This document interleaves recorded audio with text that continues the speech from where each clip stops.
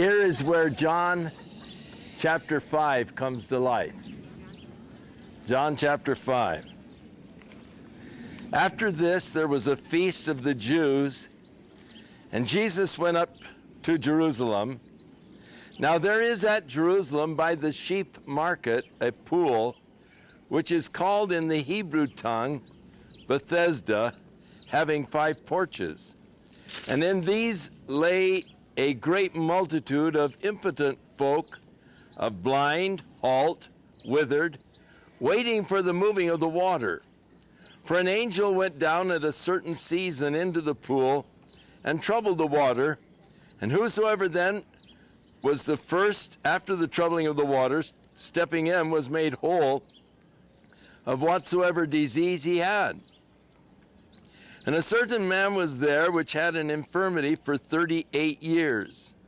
And when Jesus saw him lying there, he knew that he had been there for a long time in that condition. He said unto him, Would you like to be made whole? And the impotent man answered him, Sir, I have no man when the water is troubled to put me into the pool. But while I am coming, another steps down before me. Jesus saith unto him, Rise, take up your bed and walk. And immediately the man was made whole, and he took up his bed and walked, and on the same day was the Sabbath. And the Jews therefore said unto him that was cured, It is the Sabbath day, it's not lawful for thee to carry your bed. He answered them, He that made me whole, the same said unto me, Take up your bed and walk. Then they asked him, What is the man which said unto you, Take up your bed and walk? And he that was healed knew not who it was, for Jesus had conveyed himself away, a multitude being in that place. And afterwards Jesus, finding him in the temple, said unto him, Behold, you are made whole.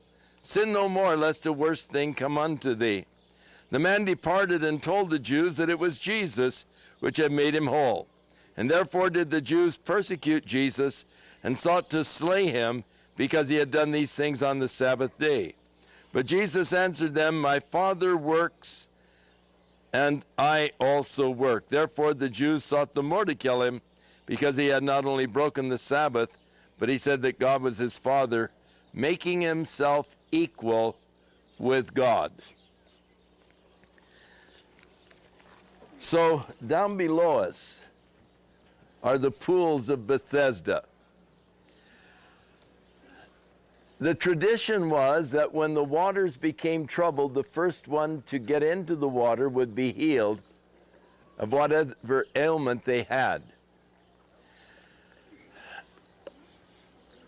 I personally believe that there is an element of faith that once activated becomes very powerful. I think that oftentimes, and this could be a oxymoron.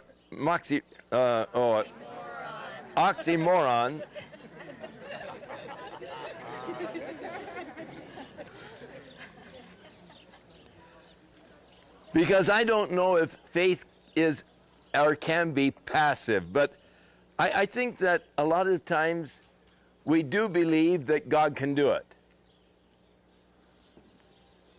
But will God do it? Well, I don't know. When will God do it? Well, I'm not sure. And I think there's a difference between that kind of faith and the faith that says, I believe that God's going to do it now.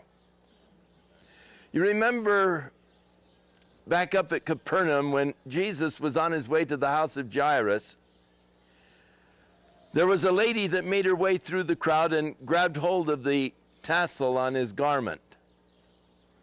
And Jesus stopped and he said, Who touched me? And Peter said, Are you kidding, Lord? They're pushing and shoving us all around, and you're saying, Who touched me?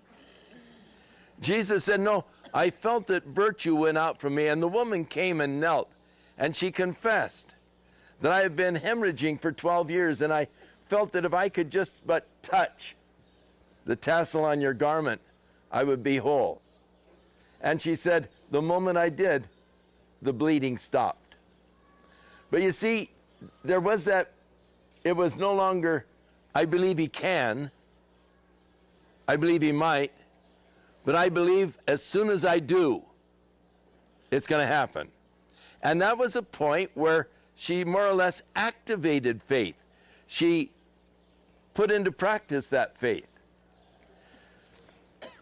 I have a great difficulty with many of the TV evangelists, and especially those who sort of are the healing evangelist. And I know that their lives don't always measure up on the outside with what they show. And yet, obviously, people are being healed.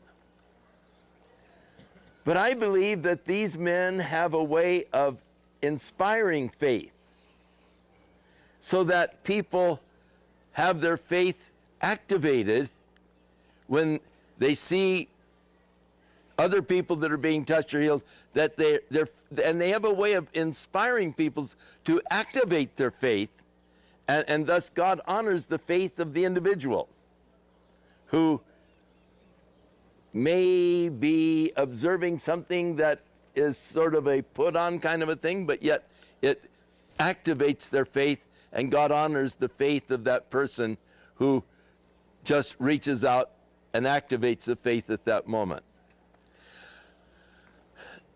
The tradition here, and again, it's a thing of activating faith. Whenever the water gets troubled, whoever can get into the water first will be healed. And the first one in, faith was triggered. Ha! I'm first one in. God's going to heal me. And God honors that faith. So Jesus saw this fellow lying there. He knew he'd been there for a long time. And he said, "Would you like to be healed?" And he said, "Sir, I have a problem. I don't have anybody to help me. Whenever the waters get troubled and I'm struggling to get in, someone always gets in ahead of me." Now, Jesus didn't ask, "What's your problem, buddy?" He asked the question, "Would you like to be healed?" Now, what should the answer have been? "Oh, yes, I would. I would love that. That's why I'm here, you know." But he told the Lord the problem. I wonder if many times the Lord isn't talking to us and we're not listening carefully. And when God is asking us, or the Lord is asking us a question, we're telling him the reasons why we can't. We're offering the excuses. "Well, Lord, I would really love to, but you see, I've got this, or I'm there, or and we're always trying to lay out the reasons why we can't, rather than just saying, "Lord, I love it," and allowing him then to do the work in us. And so, here we are at the area of the Pool of Bethesda. And again, I'm sure the Lord is speaking to a lot of us, dealing with the issues of the infirmities in our own life. Would you like to be healed? Would you like to be strong? Would you like to have victory over that? "Well, Lord, I've tried so long, and I've done this, and I've done that. I've been on this, and I've been on that," and, you know. And we're giving him the reasons why we can't.